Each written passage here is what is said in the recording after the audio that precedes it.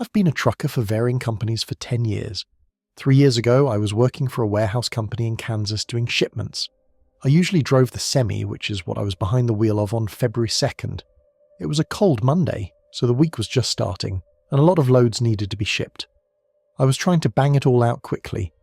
I started driving at 3 p.m. and intended on getting to the destination that same night.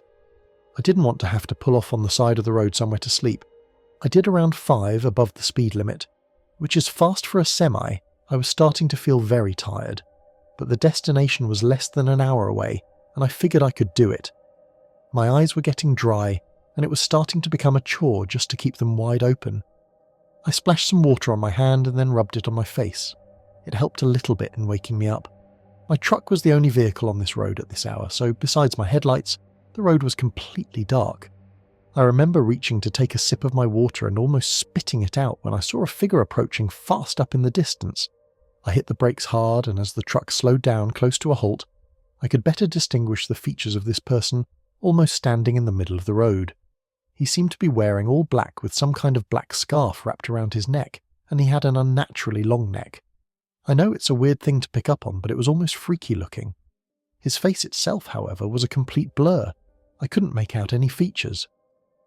As my truck slowed down and got closer to this mysterious man, I was about to roll down the window to ask if he needed a ride, but he just turned to his left and darted into the woods. I didn't take an extra second to stop and think about it. I just pressed on the gas pedal again and moved on. Regardless of how freaky it was, I was in a rush. In fact, it wasn't even until about 20 seconds later that my heart really started racing from the experience and how strange it really was. Maybe 5 minutes later I was able to get over it, but just like that, something else happened. As I was back to my cruising speed, I saw something run across the street in front of me. At first, it looked like a big animal, but as I got closer and it crossed into the woods, I realized it looked like another person. I didn't even tap on the brakes this time. I just kept going, and I kept zooming down the road, maybe even stepping on the gas a little more just because I was starting to get freaked out and wanted to get there faster. Another few minutes went by with nothing happening. However, I was getting increasingly tired, and at times I was even swerving into the other lane a little bit. 40 minutes or so were left in the drive, and I didn't know if I could make it anymore. I started looking around for good places to pull over and park for the night. There was eventually a little opening on the side of the road made of gravel. I guess it was meant to be just a little parking rest stop kind of thing. I pulled the Semi into it, parked it, and leaned back and rested my eyes. I fell asleep for not even an hour, just to wake up out of nowhere to the darkness.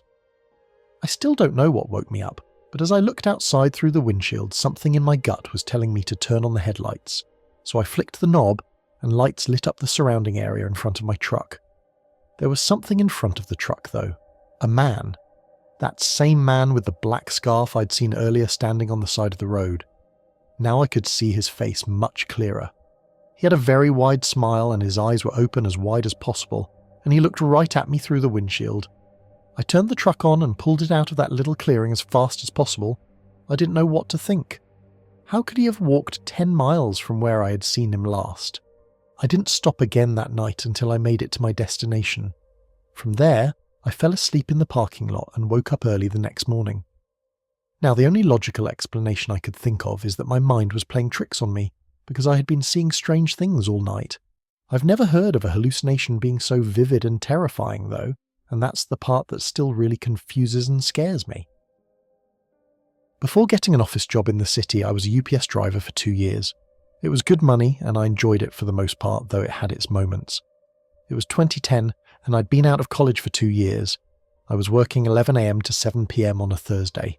It was the dead of winter, so it was dark by like 5 o'clock. I wasn't exactly living in Palm Springs either. I was living in a small town in North Carolina. I don't want to call it ghetto or slummy, but it wasn't a very nice area at all. I did deliveries in that same town very often. The housing situation in this town was weird. Some blocks would have rows of houses and trailer homes spaced too far away from each other, while other blocks were just completely desolate.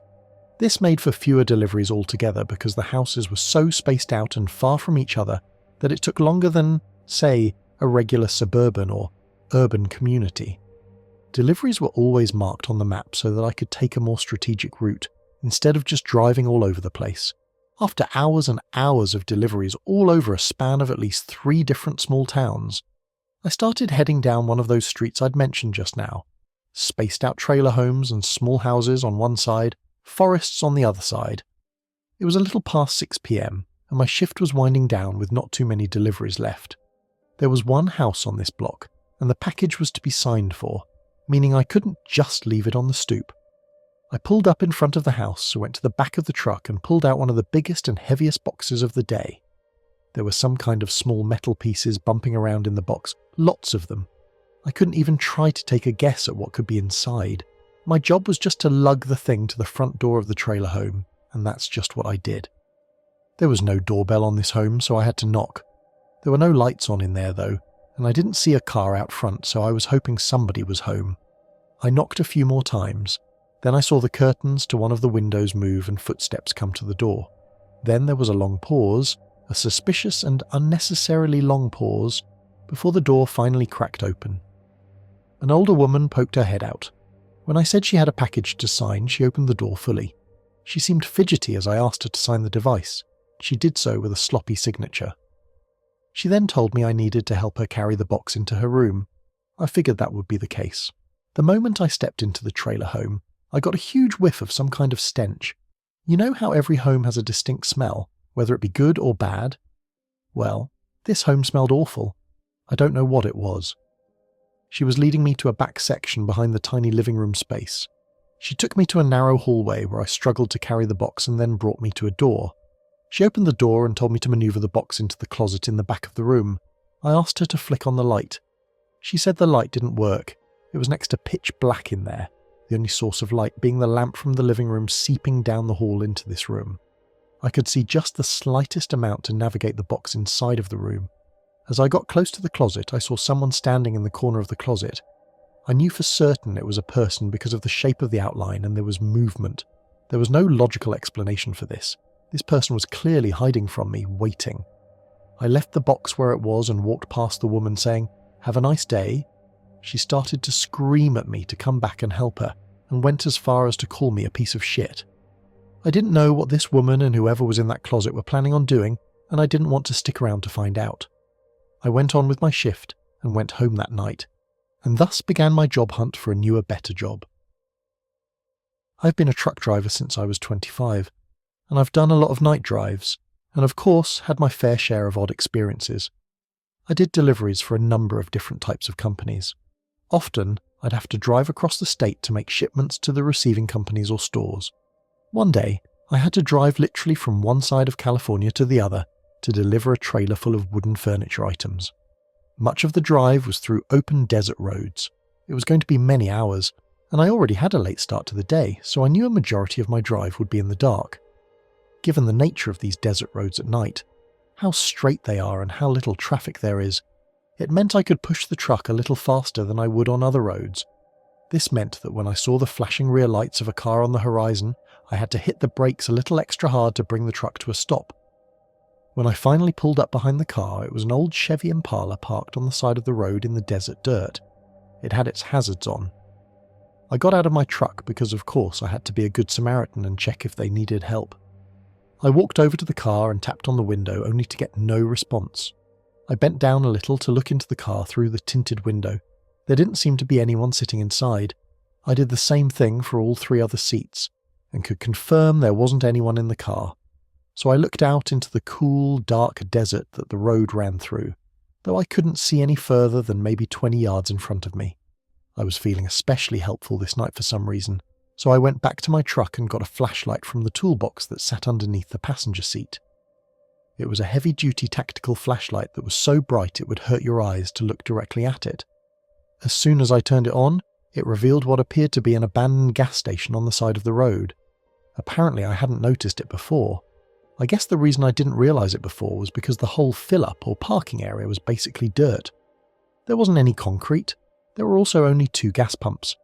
Behind them was a small building, probably an old quick-stop store at one point. It would make the most sense that whoever's car was over there would be in that building. I went to the front door, which was permanently jammed open, and the flashlight lit up a decent portion of the room inside. It was what I thought. A big convenience store you'd find at many gas stations, or at least it used to be. It was no wonder it didn't last on a road like this, though. I called out to let anybody know of my presence and that I was there to help. There was the slightest bit of echo in the room, which gave me chills for some reason. Then I heard something, probably a shoe scrape against the floor on the opposite side of the room, behind a few shelves that were probably once filled with snack items and drinks. I called out once again, offering my help if it was needed. Then I heard a deep, heavy whisper. I understood what was said immediately, but I didn't understand why whoever said it would say that. I was also hearing heavy breathing in one corner of the room. It was enough to make me get the hell out of there in a hurry. On my walk back to my truck, I heard something, and there had to be at least 5 seconds of confusion. I didn't know if what I was hearing was real or not, if that even makes sense. I ran to my truck and called 911 because, to be honest, I was too scared to go back into that building. They asked for an exact location, and I couldn't tell them. All I could say was that I was by an abandoned gas station on some road in the desert. They asked me to stay on the line so I could describe my location better, but suddenly, the car in front of me turned on and started speeding down the desert road. I didn't even notice him get into his car. It was so dark, and I was so distracted by the phone call. I ran back into the building to see if anybody was still in there while, of course, keeping 911 on the line. I went to the back section where I'd heard the voice and breathing, and I was mortified to see a fresh pool of blood on the floor. I could only imagine what had happened. I explained into the phone that I believed I'd just stumbled into a crime scene. Eventually, they were able to send a bunch of state troopers to the scene. They asked me for any information I could give: license plate number, what the suspect looked like, what I thought happened. All I said was it was a black Chevy Impala early 2000s, and I heard a man tell me to get out before hearing a woman screaming as they left the building. There was no body left behind, but I had a few ideas of what might have happened. I'm sure the state police took some blood samples and whatnot, but I wasn't able to be of much more assistance. Shamefully, I did not have a dash cam at that point to get the license plate number, but literally the next week I installed a dash cam into my assigned truck. This was just one of those once-in-a-lifetime experiences that will always haunt me. Hey friends, thank you for listening to today's story. Make sure to click the notification icon to stay updated on all future narrations. I release new videos twice every day at 10 AM and 8 PM Eastern Time. If you have a story to share, please send it to the email displayed on the screen. Don't forget to subscribe to the channel, give this video a like and leave an encouraging comment. It really helps me keep bringing you more narrations like this.